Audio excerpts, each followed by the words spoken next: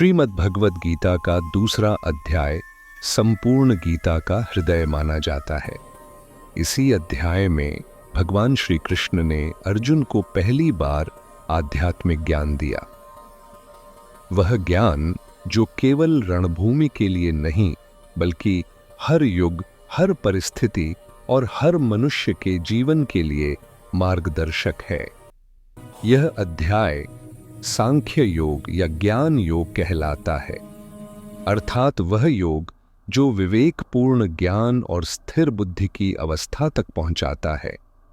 जब अर्जुन मोह, भ्रम और शोक से ग्रसित होकर अपने कर्तव्य से विमुख होने लगते हैं, तब भगवान श्री कृष्ण उन्हें जीवन का सबसे गढ़ सत्य बताते हैं कि आत्मा न जन्म लेती है न मरती है।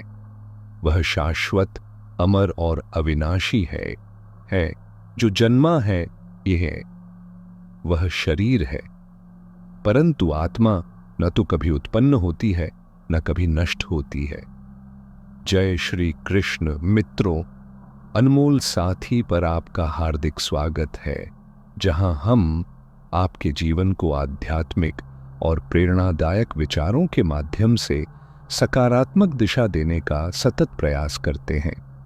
आप श्रवण कर रहे हैं श्रीमद् भगवद गीता के अध्यायों की एक नई श्रृंखला, जिसका नाम है भगवद गीता की शिक्षाएं और हमारा जीवन। आज हम बात करेंगे श्रीमद् भगवद गीता के द्वितीय अध्याय की और समझेंगे कि इस अध्याय से हमें क्या क्या ज्ञान और प्रेरणाएं मिलती हैं, वह भी बहुत ही सरल भाषा और सहज शब्दों में। यदि यह दिव्य यात्रा आपको प्रेरणादायक लगे तो इसे शेयर करके अवश्य आगे बढ़ाएं और कमेंट में जय श्री राधे कृष्ण लिखकर अपनी श्रद्धा भी प्रकट करें। मित्रों, गीता के प्रथम अध्याय में हम उस क्षण के साक्षी बने जब अर्जुन अपने जीवन की सबसे कठिन परीक्षा के सामने खड़े थे। कुरुक्षेत्र के उस विशाल युद्ध भूमि में जब उन्होंने दोनों सेनाओं को देखा, दोनों तरफ अपने ही सगे संबंधी, गुरुजन, चचेरे भाई, मित्र और कुल के बुजुर्ग योद्धा खड़े थे, तो उनका मन एक भारी बोझ से दब गया। प्रथम अध्याय में हमने देखा कि कैसे अर्जुन कुरुक्षेत्र के युद्ध स्थल में दोनों सेनाओं का निरीक्षण करते हैं और वहां हर तरफ युद्ध लड़ने के लिए आए हुए अपने प्रियजनों को देखकर निराश और हताश हो जाते हैं। अपना धनुष छोड़कर के रथ में पीछे जाकर बैठ जाते हैं और अपने प्रियजनों के प्रति मोह में पड़कर भावुक होते हुए भगवान श्री कृष्ण से इस युद्ध को न करने की बात कहते हैं। अर्जुन एक ऐसा योद्धा जिसने अनेकों युद्ध लड़े थे, जो कभी अपने लक्ष्य से नहीं डगमगाया, वही आज भीतर से टूट गया।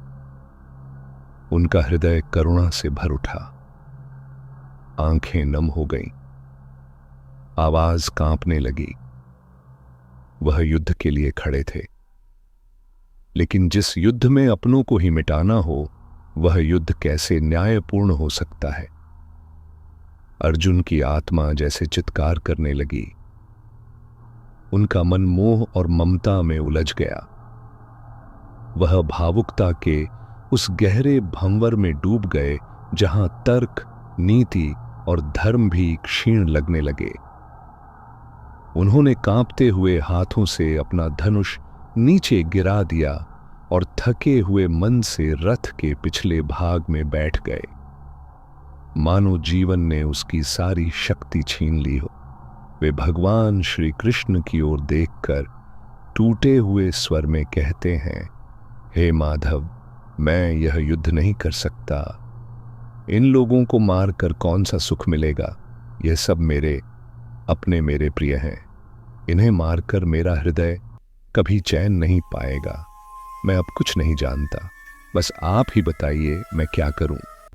दोस्तों, भगवद गीता का दूसरा अध्याय हमें जीवन की उन गहराइयों से परिचित कराता है जहां भावनाएं, आत्मा, मृत्यु, पुनर्जन्म और निर्णय की शक्ति एक दूसरे से गूंथी हुई प्रतीत होती है। यह अध्याय न केवल हमारे आंतरिक संघर्षों को शांत करने का मार्ग दिखाता है, बल्कि ये भी सिखाता है कि क्रोध क्यों आता है, उसका मूल कारण क्या है और हम कैसे हर परिस्थिति में संतुलित और प्रसन्न रह सकते हैं। इस अध्याय की शुरुआत होती है जब धनुर्धर अर्जुन शोक कर रहे होते हैं, कह रहे होते हैं कि अगर मैं युद्ध करूंगा तो मुझे पाप लगेगा, दुख प्राप्त होगा, अपनों को मार करके मुझे कैसे सुख प्राप्त हो सकता है। वास्तव में अगर आप समझें तो अर्जुन को कौरवों को मारने में आपत्ति नहीं थी, परंतु उनको जो अपनी आंखों के सामने वह बुजुर्ग दिख रहे थे जिनमें पितामह भीष्म थे, वह बुजुर्ग जिनमें आचार्य द्रोण थे, आचार्य कृपाचार्य थे, उनको मारने में अर्जुन को लग रहा था कि यह बड़ा मुश्किल होने वाला है। अपने ही परिवार के बुजुर्गों को कैसे मारा जा सकता है, कैसे इस युद्ध में आगे जाया जा सकता है। ऐसी बहुत सारी आशंकाएं जो थीं जिनका सहारा अर्जुन ने लेना शुरू किया। तो क्या अर्जुन घबरा चुके थे? बिल्कुल, वास्तव में अर्जुन बिल्कुल घबरा चुके थे। वे बहुत कुछ कह रहे थे, अनेक तर्क दे रहे थे, परंतु वह सब एक व्याकुल आत्मा की पुकार थी जो केवल सत्य जानना चाहती थी, धर्म और अधर्म का अंतर समझना चाहती थी। लेकिन अब तक भगवान श्री कृष्ण मौन थे। अभी तक भगवान श्री कृष्ण ने उनसे कुछ भी नहीं कहा, एक शब्द भी नहीं कहा। उन्होंने अर्जुन को उनकी पूरी वेदना, उनकी सारी दुविधाएं व्यक्त करने दी, क्योंकि वे जानते थे जब तक मन का बोझ बाहर नहीं निकलेगा तब तक ज्ञान का दीप जलाना कठिन है। और अब अर्जुन को जरूरत थी प्रेरणा की सच्चाई को जानने की। भगवान श्री कृष्ण इसी दूसरे अध्याय में अर्जुन की समस्त आशंकाओं को मिटाने का प्रयास करते हैं। अर्जुन को यह बताने का प्रयास करते हैं कि सत्य क्या है और मिथ्या क्या है। वह क्या है जो आज हमारे सामने है लेकिन कल नहीं रहने वाला, और जो हमेशा के लिए शाश्वत रहने वाला वह क्या है, क्या कहें, वह भगवान श्री कृष्ण इसी अध्याय में बताते हैं।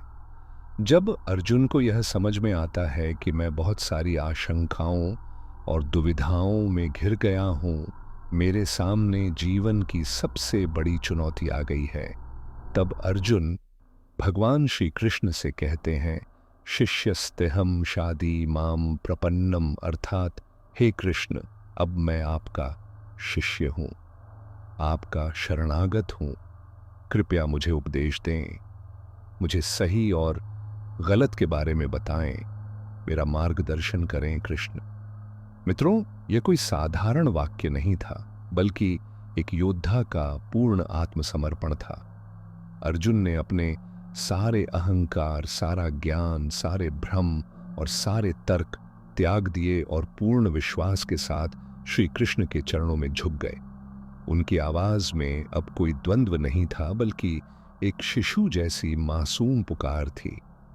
हे माधव, मुझे बताइए क्या सही है क्या गलत, मुझे वह राह दिखाइए जो मेरे कर्तव्य से मुझे जोड़ दे, मेरी आत्मा को शांति दे। उस पल में अर्जुन केवल एक योद्धा नहीं रहे, वे बन गए एक साधक, एक जिज्ञासु आत्मा जो अंधकार में भटकते भटकते अब प्रकाश की ओर हाथ बढ़ा रहे थे। मित्रों, भगवत गीता का यह क्षण अत्यंत महत्वपूर्ण है। जब प्रथम बार अर्जुन, जो श्री कृष्ण के परम मित्र और ममेरे भाई थे, भगवान श्री कृष्ण को अपना गुरु बनने की प्रार्थना करते हैं, अर्जुन श्री कृष्ण के सम्मुख यह स्वीकार करते हैं कि उन पर कार्पण्य दोष हावी हो गया है या उनका आचरण कायरों जैसा हो गया है, और इसीलिए वह श्री कृष्ण को अपना गुरु बनने और उन्हें धर्म के पथ पर चलने का उपदेश देने के लिए निवेदन करते हैं। मित्रों, जीवन में जब हम बहुत सी चुनौतियों में घिर जाते हैं, तब हमें समझ में आता है कि जीवन का वास्तविक अर्थ समझने के लिए मुझे किसी योग्य और प्रामाणिक सद्गुरु की आवश्यकता है, जो हमें सही मार्ग दिखाकर हमारा मार्गदर्शन कर सके। और अर्जुन के सामने तो साक्षात भगवान स्वयं खड़े थे।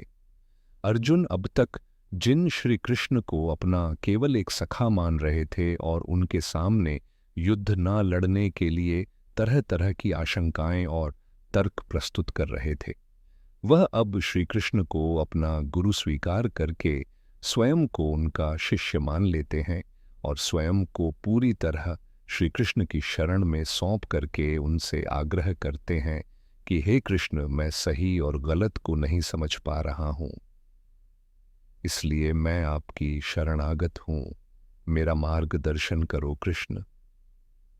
अर्जुन की दुविधा और संशय को देखकर भगवान श्री कृष्ण मुस्कुराकर अर्जुन को देखने लगे।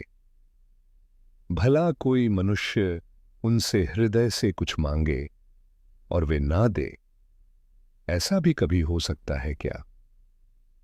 वे जानते थे कि यह केवल अर्जुन की नहीं, हर उस आत्मा की स्थिति है जो जीवन की चुनौतियों के सामने घबरा जाती है। और जब कोई मनुष्य सच्चे हृदय से मार्ग मांगता है, तब भगवान कभी मौन नहीं रहते। और यहीं से शुरू होता है भगवत गीता का वह दिव्य ज्ञान जो आपको भी अर्जुन की तरह ही ध्यान से सुनना और समझना चाहिए। बहुत ही ध्यान से सुनिएगा मित्रों। अब दूसरे अध्याय में वही श्री कृष्ण बोलते हैं जिनके शब्द केवल शब्द नहीं बल्कि जागृति की किरणें हैं। अब वे अर्जुन की हर आशंका को करुणा, धैर्य और दृढ़ता से मिटाने का प्रयास करते हैं। वे अर्जुन को समझाते हैं कि क्या सत्य है और क्या असत्य, क्या शाश्वत है और क्या केवल एक भ्रम। श्री कृष्ण अर्जुन की ओर देखकर गंभीरता और करुणा से कहते हैं, हे अर्जुन, यह तुम्हें अचानक क्या हो गया है? तुम तो ऐसी बातें कर रहे हो जो किसी बड़े बड़े ज्ञानियों को शोभा देती हैं, लेकिन तुम्हारा हृदय तो मोह और ममता से जकड़ा हुआ है। तुम जीवन और मृत्यु की चिंता में पड़े हो, लेकिन सच्चा ज्ञानी ना तो मरने वालों का शोक करता है और ना ही वह बीते हुए कल पर रोता है और ना ही आने वाले कल को लेकर घबराता है। वह जानता है जो होना है वह होकर रहेगा और जो नहीं होना है वह लाख चाहने पर भी नहीं होगा। ऐसा निश्चय जिसकी बुद्धि में आ जाता है उसे कोई दुख नहीं सताता, उसे कोई चिंता नहीं घेरती। तुम जैसे योद्धा को किसी दूसरे की मृत्यु को लेकर डरना नहीं चाहिए। और वैसे भी तुम्हें क्या लगता है, क्या यह लोग तुम्हारे मारने से मर जाएंगे? क्या केवल तुम ही इन्हें मारोगे? हे अर्जुन, इन सबका भी एक अतीत था, पिछला जन्म था और भविष्य में एक और जन्म भी होगा। इसलिए जैसा तुम सोचकर दुखी हो रहे हो, तुम्हारा वह ज्ञान अधूरा है। और रही बात मृत्यु के पाप की, तो ये समझ लो इनको मारने वाले तुम नहीं बल्कि मैं स्वयं हूं। तुम्हारे हाथ में कुछ नहीं है, तुम चाहकर भी कुछ नियंत्रित नहीं कर सकते। जीवन और मृत्यु तो प्रकृति की नियति है, तुम तो केवल उनके मरने का एक कारण हो, एक निमित्त मात्र हो। और ये सभी लोग मरने के बाद भी मेरे ही पास आएंगे, क्योंकि यह शरीर नहीं, आत्माएं हैं। यह क्षण तुम्हें धर्म के मार्ग पर चलकर मोक्ष और मुक्ति की ओर ले जा सकता है। यदि तुम पीछे हटे तो केवल यह युद्ध ही नहीं हारेगा, तुम स्वयं हार जाओगे और तब यह संसार तुम्हारी वीरता नहीं, तुम्हारी कायरता की चर्चा करेगा। श्री कृष्ण की वाणी में अब करुणा नहीं, अनुभूत प्रेरणा का ज्वाला थी। वे मित्र को नहीं, अब एक वीर योद्धा को पुकार रहे थे। उस अर्जुन को जो भ्रम और मोह में घिरकर अपनी ही पहचान भूल चुके थे। वे बोले, हे अर्जुन, यदि आज तुम इस युद्ध भूमि से पीछे हटते हो तो याद रखना, सारा संसार तुम्हें कायर, नपुंसक और डरपोक कहेगा। वे लोग जो कभी तुम्हारे पराक्रम की सराहना करते थे, जिनकी आंखों में तुम्हारे लिए सम्मान था, वही लोग तुम्हारा उपहास करेंगे, तुम्हारी वीरता पर प्रश्न उठाएंगे। उनकी बातों से तुम्हारे हृदय को जो पीड़ा होगी वह किसी भी मृत्यु से अधिक गहरी होगी। इसलिए हे पार्थ, अब सुख दख लाभ, हानि जय पराजय, इन सब को छोड़ दो। अपने विचारों को स्थिर करो, अपने मन को धर्म के लिए अडिग बनाओ और वीरता के साथ धनुष उठाओ। यह युद्ध ही तुम्हारा मार्ग है और इस मार्ग पर चलकर या तो तुम युद्ध में वीर गति को प्राप्त करके मेरे चरणों में आओगे या फिर विजय होकर इस धरती पर धर्म की स्थापना करोगे और यश की प्राप्ति करोगे। दोनों ही स्थितियां तुम्हारे लिए कल्याणकारी हैं। आगे श्री कृष्ण बोलते हैं, कर्मण्यवाधिक रस्ते मां फलेषु कदाचन मां, कर्म फल हेतु भूरमा ते संगोस्त कर्मणि। अर्थात तुम्हें अपने निश्चित कर्मों का पालन करने का अधिकार है, लेकिन तुम अपने कर्मों का फल प्राप्त करने के अधिकारी नहीं हो। तुम स्वयं को अपने कर्मों के फलों का कारण मत मानो और न ही अकर्मा रहने में आसक्ति रखो। तुम कर्म करने से पहले ही उसके परिणामों को लेकर डर रहे हो, घबरा रहे हो, लेकिन यह मत भूलो, फल देने वाला मैं हूं। तुम्हारा कर्तव्य है केवल कर्म करना निष्काम भाव से, बिना मोह, बिना आशा, बिना भय के। और जब तुम ऐसा करोगे तब मैं स्वयं तुम्हारे हर कर्म को धर्म में बदल दूंगा। तुम अपना काम करो अर्जुन, मैं अपना कार्य कभी नहीं टालता। तुम्हारा एक एक कदम यदि वह धर्म के लिए है तो मैं उसे स्वयं संवार दूंगा। श्री कृष्ण की गूढ़ और गहन बातों को सुनकर अर्जुन का मन कुछ क्षणों के लिए शांत हुआ, लेकिन भीतर अब भी एक हलचल बाकी थी, एक प्रश्न जो उनकी आत्मा को कचोट रहा था। वह श्री कृष्ण की ओर देखते हैं। उनकी आंखों में अब डर या मोह नहीं था, बल्कि जिज्ञासा और सीखने की विनम्रता थी। अर्जुन बोले, हे माधव, मैं अपने विचारों को स्थिर कैसे रखूं? अपने मन और भावनाओं को नियंत्रण में कैसे लाऊं? बताइए, यह मैं कैसे करूं? श्री कृष्ण ने अर्जुन के भीतर उठते इस सुंदर और गहरे प्रश्न को अत्यंत प्रेम और गंभीरता से सुना। उनके चेहरे पर एक सौम्य मुस्कान थी, जैसे एक सच्चा गुरु अपने जिज्ञासु शिष्य की अंतरात्मा को पढ़ रहा हो। फिर वे मधुर लेकिन दृढ़ स्वर में बोले, हे अर्जुन, जो व्यक्ति अपने मन की समस्त इच्छाओं को त्याग देता है, जो अपने कर्मों के फलों को लेकर ना कोई अपेक्षा करता है और ना ही चिंता करता है, वही व्यक्ति तुलनात्मक संतुलन वस्त्र है जिसे आत्मा कुछ समय के लिए धारण करती है। हम आत्मा हैं, शुद्ध, शाश्वत, अमर, और वह आत्मा परमात्मा का ही अंश है। जब हमारी सच्ची पहचान ही ईश्वर से जुड़ी है, जब हमारे भीतर वह दिव्य चिंगारी है, तो फिर क्यों ना हम इसी जीवन में उस परमात्मा से मिलने का प्रयास करें। यह संसार, यह संबंध, यह मोह सब माया है। यह केवल एक नाटक है, एक लीला है जिसे स्वयं परमात्मा ने रचा है। मित्रों, अर्जुन भी उस क्षण गहरे मोह और भावनात्मक भ्रम में फंसे हुए थे। उनका मन अपनों के प्रति प्रेम, संबंधों और संवेदनाओं से इतना भर गया था कि वे ये समझ ही नहीं पा रहे थे कि उन्हें क्या करना चाहिए। जब भी हम जीवन में कोई बड़ा निर्णय लेने लगते हैं, तब ठीक ऐसी ही स्थिति हमारे साथ भी होती है। एक ओर हमारा मोह, लगाव, रिश्ते और भावनाएं होती हैं, और दूसरी ओर हमारा कर्तव्य, हमारा लक्ष्य और जीवन का सत्य मार्ग। श्री कृष्ण हमें यही सिखाते हैं कि जब निर्णय लेने का समय आता है तो हमें यह स्पष्ट रूप से देखना चाहिए कि कहीं हमारा मोह ही तो हमें अपने धर्म और कर्तव्य से भटका नहीं रहा। यही मोह हमें उस रास्ते से दूर करता है जो वास्तव में हमें हमारी मंजिल तक ले जा सकता है।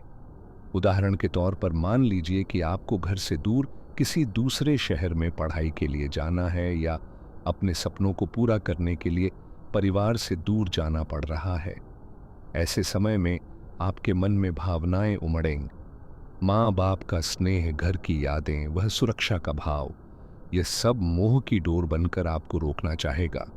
पर क्या आप जानते हैं, यदि आप इन डोरों को नहीं काटते तो आप कभी उड़ नहीं पाएंगे। ठीक यही अर्जुन की भी स्थिति थी। उनके मोह ने उनके कर्तव्य को धुंधला कर दिया था। वह धर्म और अधर्म के बीच का अंतर नहीं समझ पा रहे थे, क्योंकि उनका हृदय अपनों के लिए रो रहा था। मित्रों, हर निर्णय में हर मोड़ पर हमें यह पहचानना बहुत आवश्यक होता है कि हमें क्या छोड़ना है और क्या थामना है। सफलता और आत्मिक संतुलन तभी प्राप्त होते हैं जब हम मोह से ऊपर उठकर ये समझ पाते हैं कि हमारा सच्चा कर्तव्य क्या है और उसके लिए कौन सा त्याग आवश्यक है। इसके बाद आइए उस गहराई को समझें जहां हमारी समस्याओं की असली जड़ छिपी होती है। मित्रों, हमारे जीवन के दुखों का सबसे बड़ा कारण कोई बाहरी परिस्थिति नहीं, बल्कि हमारी अपनी इच्छाएं हैं और उन इच्छाओं के बारे में बार बार सोचते रहना। हम किसी चीज को चाहते हैं, बार बार उसकी कल्पना करते हैं, मन में उसके रंगीन चित्र बनाते हैं और धीरे धीरे वह इच्छा हमारी आवश्यकता नहीं, हमारा जुनून बन जाती है।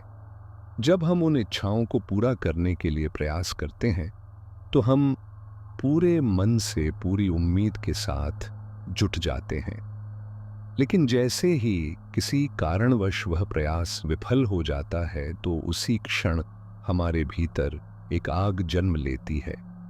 वह आग है क्रोध।